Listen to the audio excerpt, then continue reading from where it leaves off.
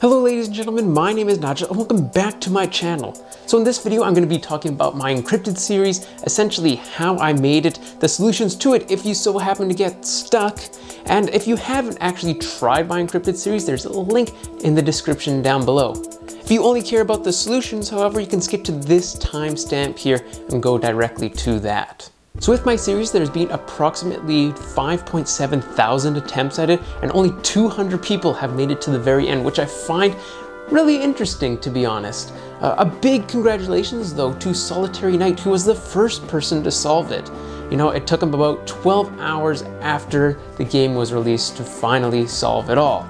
All right, another really interesting thing that I saw is that a subreddit was made just to solve it, which I think is really cool. I remember looking at it at one point, there was over 200 people working on it and collaborating to solve it at the same time. So that is really cool. So that is what I wanted out of this series. Firstly, I wanted people to collaborate. I wanted people to have to work together. That was the first thing I wanted. The second thing is I wanted people to actually spend the time on it and struggle through it.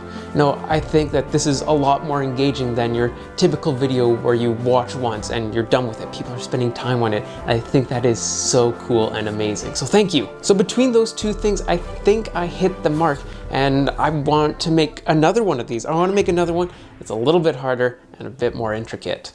Alright, so enough exposition. How did I actually create this? So I was inspired by the Cicada 3301 project, which was an internet-wide treasure hunt that blew up on Reddit quite a few years back. I knew that I could take the exact same idea and principle and apply it to the YouTube URL. Right, the first thing that I had to do is I had to create my puzzles and my clues. Right, I was inspired by multiple different sources for them. I was inspired by the Cicada project itself, Vsauce, cryptographic ciphers, and many of the puzzles were of my own creation. I had to make sure that the puzzles that I had selected and created were compatible with the language of the URL, which is base 64. Then I had to order them in some way, which I think I did an okay job. I could have done a little better though. It's really hard to gauge before actually having it being released and seeing how people did. But I needed some way, some narrative to tie all these clues together so that it wasn't just a bunch of random puzzles. So that's how I came up with the Slenderman idea. The fact that you're actually running around and finding these clues, and the clues that you find, the pieces of paper, actually help you progress through this series. So I think in that way, it worked out really, really well. So now that I had all my clues made, the next step was to actually go out and film it. I decided to film it on my old university campus because that is a place of nightmares and works really well with the Slenderman theme. All right, when I went out to film, the first time that I went out to film, the GoPro was aimed too high. Yeah, so I had to scrap all that footage. So I had to go out a second time, and campus security was called on me. Yeah, I guess they don't like somebody running around at 1 a.m. with a flashlight all over campus. To be honest, I don't blame them. But the thing is, with that time, my GoPro ran out of battery, so I had to go a third time to campus to film it all. Yeah, so that's a lot of fun. And then the thing with filming is that I'd have to go to the destination, I'd have to put up the clue, run all the way back, and then I'd have to traverse that distance again while actually filming. So essentially, every place that I ran that essentially 3 times. So now I feel like an Olympic marathon runner, essentially. So once I had everything filmed, then was the editing and uploading process. Now the thing is about this process is that I had to upload everything in reverse order. I had to start from the end and work all the way to the beginning because I needed the URL of the latter video, and then I had to massage the clue from the previous video so that would lead to the next video. So everything I did had to be in reverse order. Yeah, it's really, really weird in that regard. But once I got everything edited, uploaded, and I made up all my clues, then it was time to release it to you, my lovely, lovely audience. All right, so now is the time you've all been waiting for. How do you actually solve the Encrypted series? Here are the solutions for you. All right, before I actually show the URL, by the way, I'm gonna do like a countdown timer, just so that if you actually want to go back and solve it for yourself, you just need that little hint, you can go ahead and do so without the answer being spoiled. All right, here we go. Alright, so I think that the first clue is pretty easy. Essentially, it's an acrostic poem, but instead of an acrostic poem going from the top to the bottom, it goes from the bottom to the top. So with the text that's shown right after the clue, essentially you just take the first character in every line, and there you go, that's essentially your clue right there. The next clue is a Caesar cipher created by Julius Caesar himself. The cipher is simply a translation of the alphabet, which you can use any decoder online to decode the text provided in the description. It is a translation of 23 characters in the alphabet, because when he was killed he was stabbed 23 times, hence the knife in the clue. There is also an additional bit of information provided in this clue that says swap lat long. This comes into play later.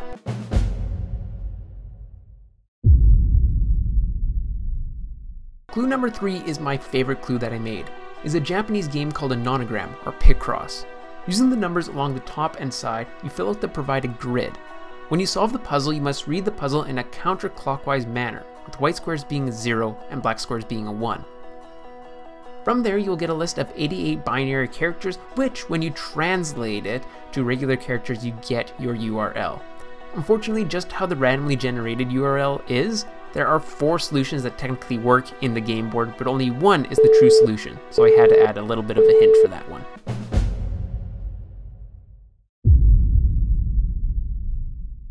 Clue number 4 gives you a phone keypad. At the end of the 4th video, there are 2 circles, one revolving around the center circle. This is to act like a rotary dial phone, using a very old texting method called multi-press texting.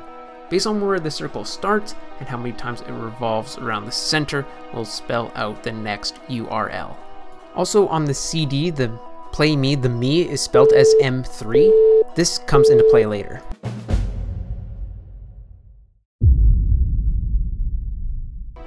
Clue 5 gives you a position marker used from Google Maps and Google Earth, and you can look up the coordinates provided in the description. Now remember from part 2 the swap lat long? Well, here is where you swap the latitude and longitude values provided. Just a little extra trick. When you go to all these locations, you should be able to spell out the next link. This one was slightly tricky to make, firstly by finding the characters that I needed, and secondly by trying to make sure that the characters were discernible from other letters and their uppercase and lowercase forms.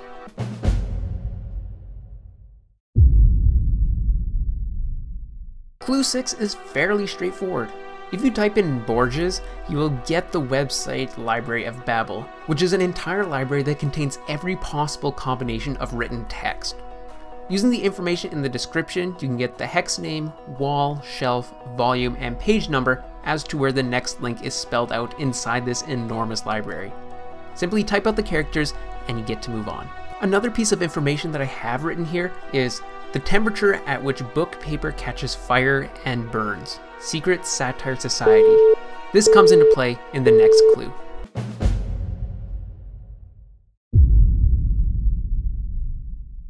In clue number 7, you have 3 items: page, line, and letter. Now from the previous clue, the temperature at which book paper catches fire and burns, this references the book Fahrenheit 451, which can be found on the Secret Satire Society website. And the description provides locations of the letters for the next URL, ordered by page, line, and character. There are also an additional 20 letters to be found, which are used later in part 10.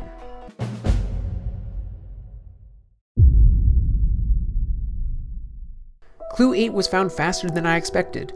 It essentially says to look at the audio. Now at the end of the video there is a newscast littered with information.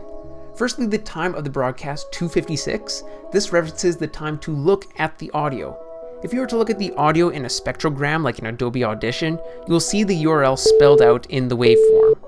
Now there is also additional information provided in the ticker.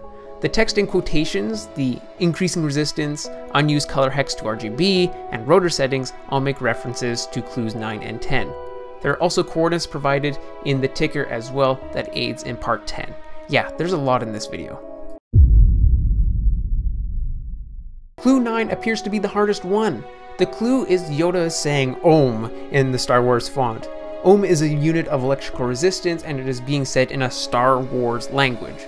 When you follow the link to the clue in the description, you are met with this atrocity with a file named Galactic Basic Connect the Dots. When you connect the dots, you'll get letters and numbers in the Star Wars language, Galactic Basic. You can color in the letters based upon the hex color codes at the bottom of the page. If you treat these letters as resistors and calculate the resistance in ohms and arrange them in increasing resistance, as suggested by the ticker in part 8, you will get the order of the next URL.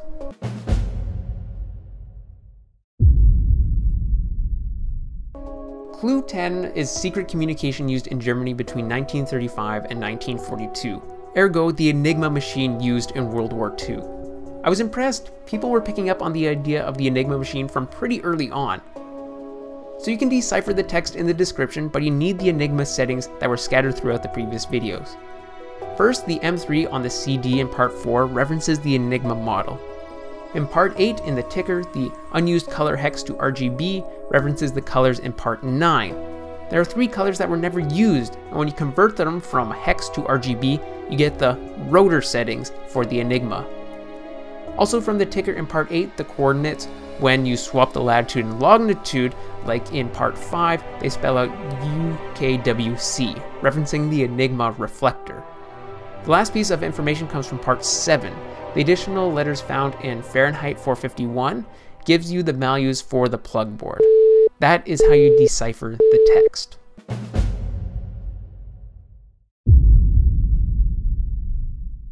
And lastly, in part 11, at the very end, we have the text, the hidden details through all trials and tribulations. And that is making a reference to the last link, which are found in the tags of all the previous videos. Also, to help with that, in Morse code at the end of the video, it also spells out video tags if you decipher it. Put all the characters found in the tags together and you get the final URL and survive the wrath of Slenderman.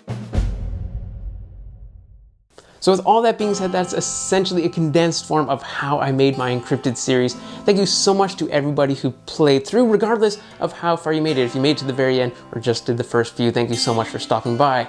The second thing that I'd like to say is that thank you to my friend Joselito, who was my Slenderman in my videos, which thank you so much, because I realized that you're wearing like a horror costume in a populated area at like 2 a.m. So thank you for doing that. Joselito he's a pianist, he's a composer, and he's a great friend of mine from high school. He also got me in contact with Metadata Studios, who allowed me to use their GoPro, so their social medias will be in the description down below. So with that all being said, I really want to make another one of these in the near future, but my next project will be another Who Wants to Be a YouTuber. I'm hoping that it will take about a month to a month and a half to make. I'm being really optimistic. We'll see how well that goes. Maybe in that window though, so you're not left with nothing, I might try to do a little bit of shorter form material in that time frame. So we'll see, and I will see you for the next one. Thank you.